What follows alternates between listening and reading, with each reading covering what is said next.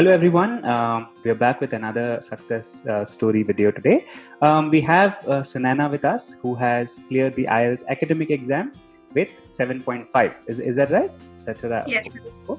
Okay, perfect. So Sunayana will be sharing with us some of her strategies, how she studied and what worked and did not work for her, what she did on the exam day and so on. Okay, so Sunayana, if you could just give us a small background of yourself, what you do, where you're from and so on. So I'm Sunayana. I'm currently pursuing my final year in engineering. I took up IELTS coaching about 3 months ago. I signed up to graduate education just as I began my preparation. I got a 7.5 overall. So yeah. Very nice. Good. So coming to your individual sections, it's said that the IELTS academic reading is much difficult compared to IELTS GT, purely because of the length of the passage, and still you managed to get a 7 in reading. Is that right? Or a 7? Okay. So how did you go about the reading section? Anything specific you used to do every day, or that was one section that came naturally to you? To be honest, reading section was like the most difficult section for me. Writing and listening were quite easier compared to reading. And that's probably because, yes, the essays were very long, and it'll take a lot of time for you to look at the questions and then come back to the answers and do that multiple times in an hour. So I guess the best way is to practice. There's no other way out. That's what I have figured out. So I guess 2.5 months is more than enough, even if you're very bad at reading, because I was really, really bad. 2.5 months, yeah, it should do good. Okay, interesting. So did you have like a set pattern, something like you would read something every single day, or is it that you used to read earlier and therefore you already had those skills, due to which you did not have much of a problem now? Yeah, that was a plus for me. I read a lot of books even before I started IELTS coaching. But I think it's a totally different thing, because here you have to concentrate and get that line perfectly, because the answers all similar and you need just one answer. Okay. Reading a book is totally different, but yeah, you will have the speed that you need to read your essay if you have the habit of reading before. So that's just one tiny little plus, I would say. Right. Interesting. So what you're saying is that usually we read a bit passively. We don't really get into the details. But when you're into the IELTS reading test, you really need to capture the entire information properly, and you cannot misunderstand a particular line, because in that case it will mislead you. Okay. Interesting. So when you took your mock test, was it the case that you started with a lower score and then you reached a 7, or you were hitting around 30, 32 in your mocks itself when you started? When I began, I used to get the first mock I took, I guess I got a 6.5, and after that, I guess, yeah, I was between 6 and 7 throughout all my mocks. I thought that was really bad, but yeah, it turned out pretty easier in the IELTS exam, so it worked well. Okay. Very nice. So moving on to the other sections, coming to listening and writing. So you've scored 7.5 in listening and 7 in writing, right? So for these two sections, anything specific that you did that really worked for you? Writing, I would say the format that you gave was very, very helpful, because I didn't know a thing about how I'm supposed to structure my essay, or what are the points that I need to include and what should I leave out. So sticking to the format itself will give you many bands, I feel. You will come up to a 6 even if you just go by the format. Nice.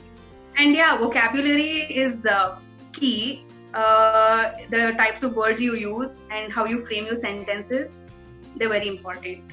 Right. Absolutely. So getting the idea of the exam format itself solves a lot of problems initially. Yes.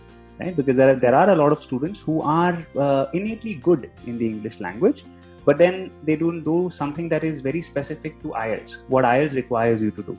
So the moment you're fulfilling that, you've seen that the score is increasing. Okay. And with respect to listening, anything specific, or was that your easiest section?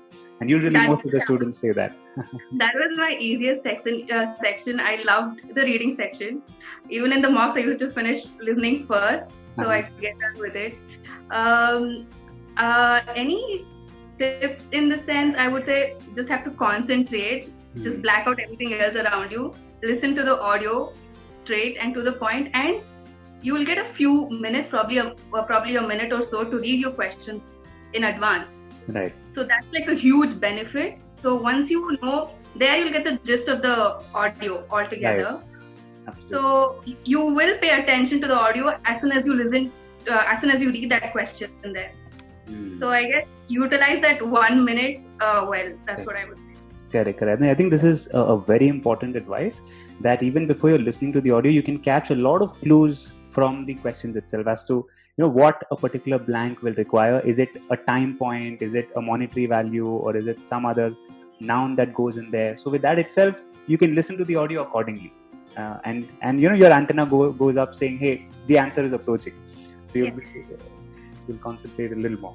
Okay, interesting. And finally, coming to the speaking section, clearly you've scored an 8 in the speaking section, and you've always been good. So I've gone through your mocks. I knew straight away that you definitely had the potential. But what helped you to get such a good score? What did you do? How did you practice? Honestly, I really don't know. I was really nervous because I had my speaking first, and then at the later part of the day, I had my listening, writing, and reading. So I had to go in early, and then I was nervous. But yeah, I guess the mocks for speaking were really helpful. I could make down notes easily and fast, and I knew how to frame sentences and how to frame an answer or come to a story. Very nice. The mocks helped me a lot in that. And also, I guess the IELTS examiners are not as strict as you assume them to be. They're very nice to you. They keep gesturing you to talk more. Right. Or in case they've seen that you've spoken a little less than needed, then they'll ask you short questions like why, when, to prolong the answer that you've already given. Very nice. So yeah, I guess that's a plus. Speaking, it was good. It was very good. Yeah. Good. Interesting. So you mentioned that the examiners themselves prompted you to speak a little more. So it happened to you in a couple of instances where the examiner encouraged you to speak more? It happened to me almost like 3 or 4 times during the speaking test. Because at the beginning, when we're supposed to answer like 2-3 sentences, I always used to stick to one. That happened even during the actual test because I got a little nervous. But the examiner, she cut, like, if I cut down at a point, she used to ask me questions like, why did you do that? Or when did you do it? So she wanted a longer answer from me. So that was like a prompt for me to keep going. Right. Excellent. Now after that, you took cue and then you continue to prolong your answer for the forthcoming questions? Yes. That also happened in the 2-minute talk that we were supposed to do, write down notes and talk. Yeah, so I guess I stopped at 1.5 minutes or so, but she prompted me to go on. So yeah, that happened. Brilliant. Excellent. Okay, brilliant. So now we've got a good idea of what you did in each section. So if you can shed a little light on how you approached the exam, as in you said you joined the fast track program around 2.5 months prior to your exam. Now, how did you plan your day? Did you take out some time every single day to study, or was it more on the weekends and less on the weekdays? How did you go about? Frankly speaking, I just did the practice sheets that were given by you. That and only that and nothing else. And I used to take mocks weekly once or once in 2 weeks. I gave around 4 to 5 mocks, I guess.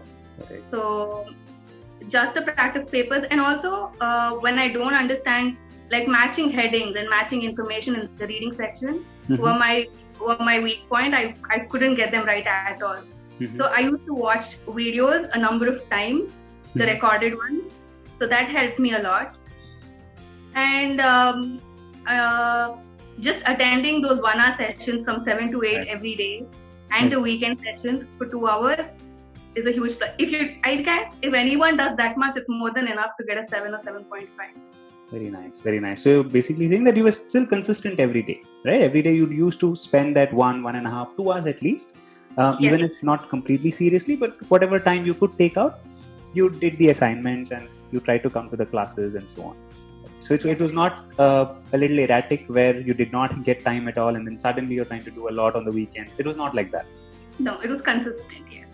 Okay. So I think that's a very good insight that you're sharing, because IELTS being a skill-based exam, I think doing it every day for 1 or 2 hours matters much more than kind of intensifying it on the weekends and not doing anything on the weekdays. And I think it doesn't work that way, because you need to get practice every day to get a band of 7 or 7.5. You cannot just take in everything in one day. It doesn't work like that for a language-based exam. Right, absolutely. So, Absolutely right. All right. So coming to the program that you utilize, so you've already spoken a lot about it. So although there are like multiple features, right, like the video lessons, the classes, the mock tests, the doubts. So which are the few features that you utilized a little more, and how did you utilize it, and so that even the existing fast track members can accordingly get an idea of how they can maximize the different features that are there. The first thing I can think of is the daily practice papers. Do them in advance before the actual class begins. So you will get an additional 20 minutes during the class to revisit your answers and see where you've gone wrong. That's one thing. And the second most important thing is, if anyone is bad at grammar, the daily quizzes. Oh my God, those helped me so much. The article section, or I was really bad at conjunction, so that got better too. And listening, I would say, that's all. The practice papers are it. Very nice, brilliant. Okay, so if a student is just starting off today and this is the first video that they're seeing, what game plan will you advise for them? How should they go about their preparation?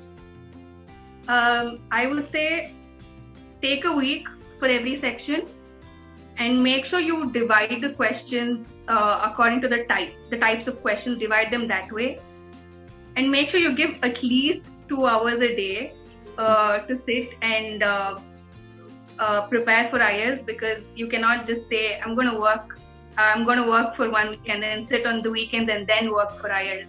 It doesn't happen like that. So it should be, I guess, if you're consistent on an everyday basis, then it should be done within 2.5 months. Brilliant. All right, great. Thank you for all the insights. So what's your plan now? Where are you headed? I am planning to do my master's in the United Kingdom. Very nice. In 2021. So that's the preparation for now. Great. Wonderful. Thank you so much, Sunayana, for joining us and sharing all your insights. I'm sure it would be massively beneficial for all the students watching. Thank you.